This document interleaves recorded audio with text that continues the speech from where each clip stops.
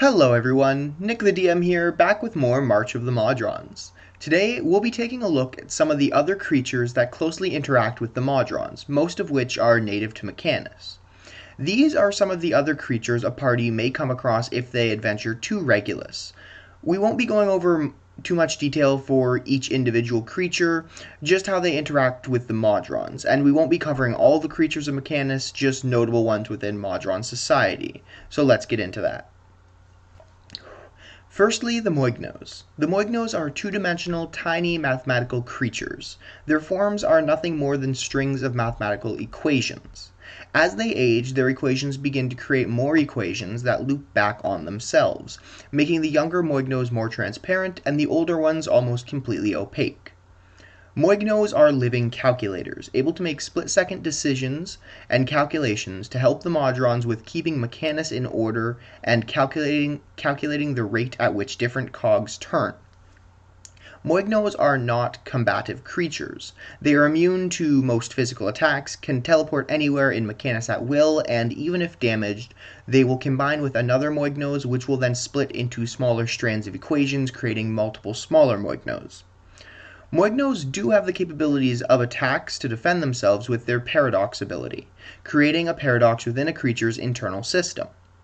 Unlike the Modrons, Moignos were not created on Mechanus.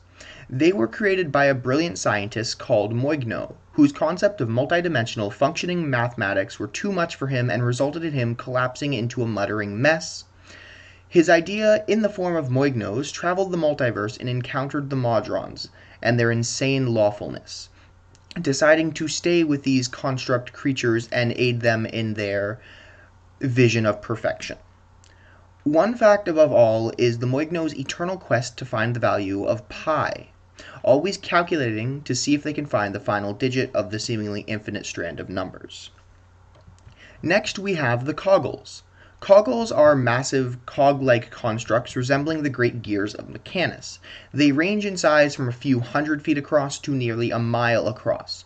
A large one can serve as transportation for an entire battalion of Modrons. They may serve other purposes as well, though these are beyond the comprehension of those not native to Mechanus. They can often be seen roaming the gears of Mechanus and locking in with other cogs to continue movement. We have no reason for this, that's just what they do. Then we have the Peri, one of my favorite creatures that I've read about so far. These creatures wear floor-length black gowns that fit tight to their bodies. Their hands and face are white porcelain with no eyes or mouth.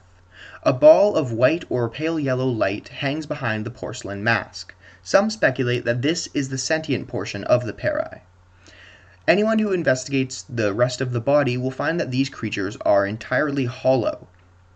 If a Peri is killed, its mask and hands turn to dust, leaving only the dress. The most terrifying ability of the Peri is their meld ability.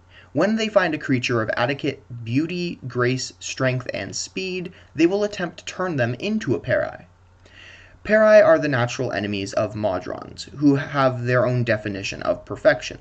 Modrons above the Quadrone level destroy Peri on sight, and lesser Modrons are ordered to attack as well. There's a lot more on the Peri, so much that I might actually make a video specifically on them at a later date, but that's all we get for them interacting with Modron, so we're moving on. Next are the Gear Spirits. Gear Spirits are tied to a piece of metal, such as a wrench, padlock, or similar object, much like a dryad may be tied to a tree. These gear spirits tend to the gears of Mechanus, making them run smoothly and even repairing or correcting errors if necessary. There's a little bit more on these creatures, but again, I could make a video separately for them. They're not major influences in Mechanus or Regulus, so we're just going to move on. Another notable group of creatures are the Inevitables, the Lawbringers of the Plains. Anyone unfamiliar with earlier editions may only know the Merut from Mordenkainen's Tome of Foes, but there are quite a few types of Inevitables. Primus made a pact with the Inevitables during the Formian invasion when the Inevitables were trying to take some of the gears of Regulus for themselves. Now some Modrons serve the Inevitables, while the Inevitables enforce the pacts and laws made by Primus. So at one point they were at opposition, now they work together. I do quite like inevitables. I will definitely be making a later series of videos on them. But anyways, moving on. Finally, the Formians, ant-like lawful neutral creatures who invaded Regulus after the Modron forces had been weakened by an army of rogue Modrons. Eventually, the Formians realized that while their own forces were dwindling, the Modron army was continuously replenishing itself and decided to retreat back to their cog in Mechanus. There is a lot more on Formians. Their entire society is quite interesting, being very colonized like an anthill. But I will maybe touch on that in another later sect of videos. But until then, that's all I have for today. Thank you all so much for watching. If you enjoyed this video, give it a like and subscribe for more videos like this. Thanks again for watching, and I hope to see you next time. Bye.